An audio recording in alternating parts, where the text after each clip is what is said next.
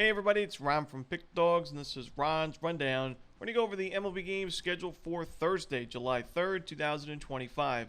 If you like this video, make sure to hit that thumbs up button and subscribe. Put your baseball picks in the comment section below. And if you're looking for my best bets, including my daily rundown best bet in Major League Baseball, you can find those at the Premium Picks tab or the Experts tab at pickdawgz.com. There's also a link in the description.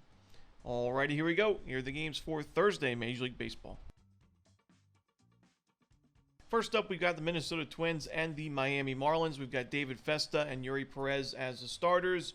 Now, I know right now it's not been glorious backing the Minnesota Twins in the last couple of weeks, and the Marlins have played some of their best baseball of the season, really, in the last couple of weeks. But for me, I don't really love either of these starting pitchers. I still believe firmly that the Twins have the much better bullpen in this series and one of the better bullpens in Major League Baseball. And I also think that the final game of this series, that bullpen advantage is even more so. I think the Twins will be able to take this game. I think, Perez, I mentioned, similar to Edward Cabrera, has a lot of upside to his game, but we just haven't seen that so far this year at the Major League level, where he's got an ERA above 6. And while David Festa has also struggled, he's coming off one of his best starts of the season, so that is a promising sign for Minnesota. I'm going to take the Twins in this one on the money line on the road. Next up, we've got the Astros and the Rockies. We've got Kyle Freeland for Colorado, Walter going for the Astros. Now, Freeland has struggled this season overall, obviously, with a 1-9 record, 5.56 ERA. And then you look at his most recent start against the Brewers, which was on the road. 4 innings, 6 earned runs, a home run, 3 walks to go with it. Now, Milwaukee has hit lefties very well in the last month, but so have the Houston Astros, and that's really been the case the entire season. So the matchup does not get any easier facing the Astros and now pitching at Coors Field, where overall this season, even though Freeland's got a lot of Coors Field experience throughout his career, this year he's 0-4 with a 7.11 ERA. I got to roll with the Astros in this one on the money line, run line, and maybe the extended run line on the road. Next up, we've got the Nationals and the Tigers. We got Dietrich Enns and Jake Irvin as the starters. Now, I mentioned many times, I do think that Jake Irvin is one of the weaker links of this Nationals rotation. His ERA is now just below 5 on the season. After a pretty good start to the year, he's coming off one of his worst starts of the season, 8 runs, 3 home runs, and 9 base hits against the Angels. And it ended up being a 15-9 Nationals win, a very high-scoring game. But Irvin, not in good enough form for me to trust him in this spot against a tough Tigers lineup that's been great against righties all season. I got to roll with the Tigers in this one on the money line and run line on the road. Next up, we've got the Yankees and the Blue Jays. We've got Clark Schmidt and Chris Bassett as the starters. Now, Bassett against the current Yankees lineup, pretty good numbers, 115 plate appearances, 25% strikeout rate with a reasonable 325 xwOBA. Schmidt, a 313 xwOBA, a lower strikeout rate, also a smaller sample size. But I think both these starting pitchers are solid options. The problem for me is Chris Bassett, he's been a little bit too inconsistent for my liking. Now, he's struggled mostly on the road this year. He's been great at Rogers Center, 5-0, 2.6 ERA, but it's tough to back him in this spot, coming off the 8 earned run performance against the Red Sox in that 15-1 blowout loss. And with how well Clark Schmidt has been pitching overall this season and as of late, even though his last game and a little bit of trouble against the A's, he still had 7 strikeouts and 6 innings of work. He's given up 3 earned runs or fewer in 4 of his last 5 games. I think he's a better option right now. I think he's in better form. I think the Yankees do win this game on the road. So give me the Yanks in this one on the money line at the Rogers Center.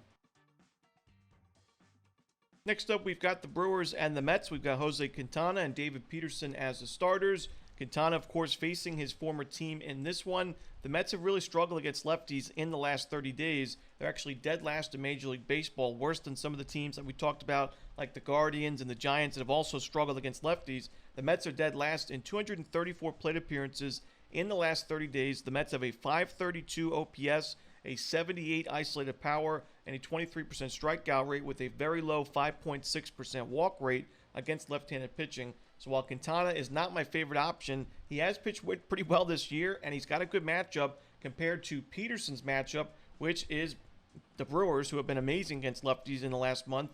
They're number 2 in baseball in team OPS, pretty low strikeout rate, high walk rate. They have crushed lefties. We talked about how they got to Kyle Freeland in that Rockies series. And David Peterson is somebody that last couple of years has had good numbers on paper with his ERA, but his expected numbers have not been the sharpest. And we're starting to see that regression now. His last 2 games against the Phillies and Pirates, a combined 8 2/3, 13 base hits, 10 earned runs, and 2 home runs to go with it. The Mets have now lost 4 of his last 5 games. I got to roll with the Brewers in this one on the money line on the road.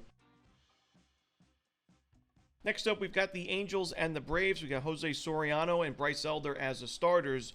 Now, both of these starting pitchers were miserable in their last starts. We talked about how Jake Irvin really struggled against these Angels. Soriano was the opposite pitcher in that game, and he gave up 8 runs in 4 innings himself, and that ended up being that 15-9 Angels loss.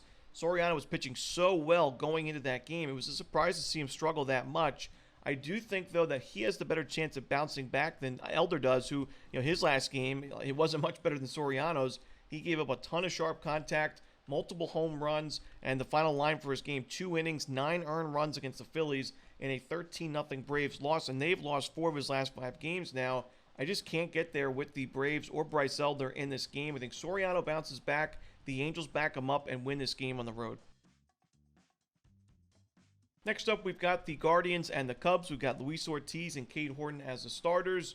Not my favorite game on the board right now, but I am leaning towards the over. I think that the Cubs will be able to get 3 to 4 runs off of Luis Ortiz and then add a couple of runs off the Guardians bullpen. Ortiz has faced the Cubs before, and the current Cubs lineup's got pretty good numbers against him. So I do think he struggles, but I also think Cade Horton's got a 4.8 ERA on the season. He's got a lot of potential, a lot of upside to his game as one of the bigger pitching prospects for the Cubs, but so far hasn't been consistent enough for me, even against a lineup like the Cleveland Guardians, who have some of the worst underlying numbers in baseball offensively. I think Cleveland has one of its better days offensively than we've seen in the last 10-plus days. So I'm going to roll with the over and Guardians-Cubs. Next up, we've got the Giants and the Diamondbacks. We got Robbie Ray and Brandon Pfaadt as the starters. Now, as much as I've mentioned my concerns with the Giants lineup and their offense and the fact that the Diamondbacks really improved against lefties, so their matchup here against Robbie Ray isn't as bad as it may be at the very beginning of the season, I do think San Francisco matches up well with Brandon Pfaadt, who has just not been pitching well in the last month plus. So I think if there was a situation where the Giants offense can break out a bit, this would be one of those types of games at Chase Field. I think Robbie Ray can back him up with 5-6 decent innings. I don't think it's going to be a perfect outing for him, but at least Robbie Ray does have a lot of experience pitching at Chase Field, as of course he was a member of the Diamondbacks. So I'm going to roll with the San Francisco Giants on the money line. I also lean towards the over in this game. I think we see both teams show up offensively. Next up, the Chicago White Sox and the Los Angeles Dodgers. We've got Aaron Civale and Dustin May as the starters. I'm going to lean towards the Dodgers here, lay the 1.5 or 2.5 runs on the run line.